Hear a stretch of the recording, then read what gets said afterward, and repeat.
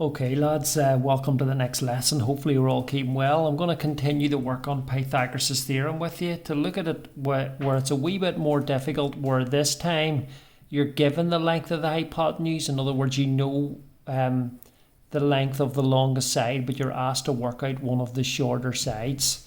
So the title is Pythagoras' theorem. Okay, finding a shorter side.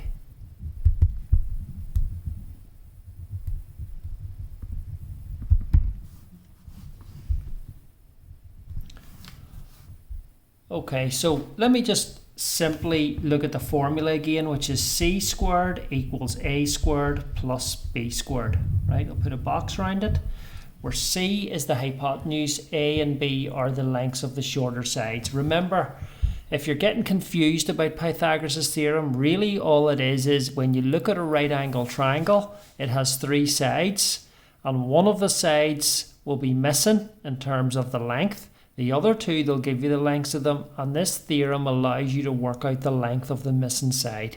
That's all it is. So if you have a triangle and one of the sides is missing in terms of its length, and it's a right angle triangle, you can work it out using this formula. Right, so in this case the question is going to be slightly different from the last day, in that if I draw a right angle triangle out, I'm going to say that the hypotenuse, I'm going to tell you that it's 12. Okay, this side I'm going to say we don't know, I'm going to put a letter X beside it, and this side I'm going to say is 5. So it's a wee bit different from the last day, because what we've got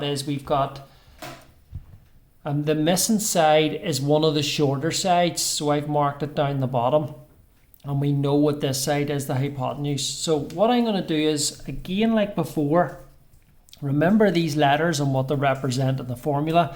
I'm going to say that C is equal to 12, because that's the hypotenuse, A is equal to X, and B is equal to 5. Now I'm going to substitute or replace those into my formula, which is c squared 12 squared equals x squared plus 5 squared.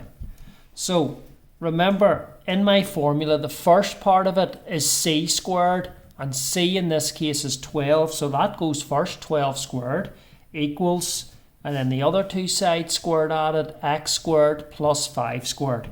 So remember, 12 squared is 144 equals x squared plus 25, because 5 squared is 25. We're trying to find out what x is, the missing length, okay, of the side. So there's a wee move we're going to do. We're going to bring the 25 over this side of the equal sign, like we've done before in solving equations. So if you look at the arrow, and that means you're going to take 25 away from 144.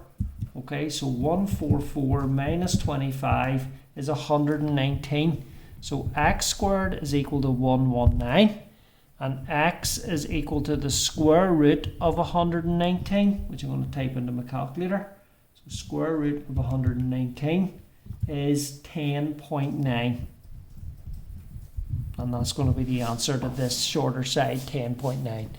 You'll know if it's a sensible answer if it's less than 12. The answer shouldn't be bigger than 12, because remember 12 is the longest side on this triangle. So you're expecting an answer smaller than 12, and in this case 10.9 makes sense. Okay, so let's look at example 2. This time I'm going to draw the triangle upside down. It's still a right angle triangle.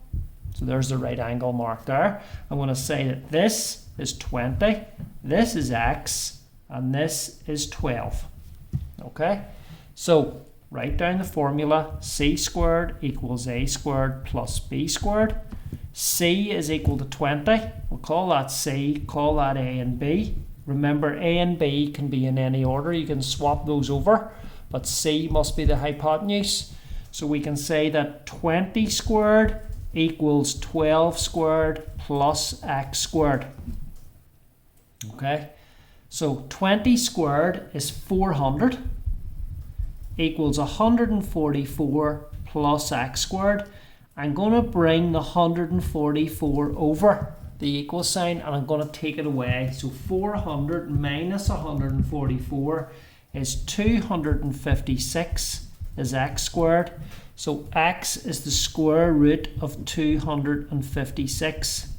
So I'm going to type that in, square root of 256, which is 16.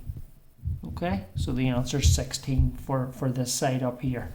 So, like the last day, you're trying to find the missing side on a right angle triangle, but the difference in this lesson is that you're trying to find one of the shorter sides.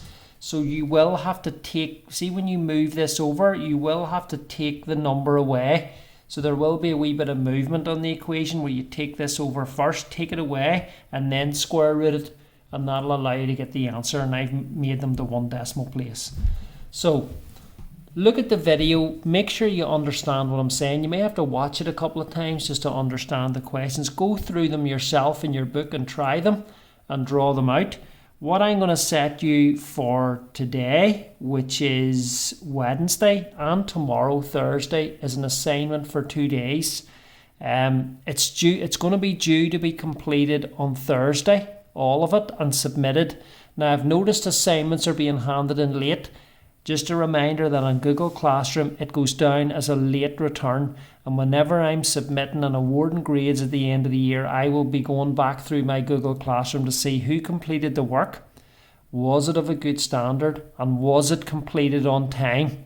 Because some guys are completing it after the solutions have been posted. So they're maybe looking at the answers in the video and then doing them out and posting them after that. It comes in as a late entry. So just watch that. Make sure you're trying them yourself. If you're having any problems or you, for any reason you can't do them, message me and I'll get back to you and help you out. Okay, thank you.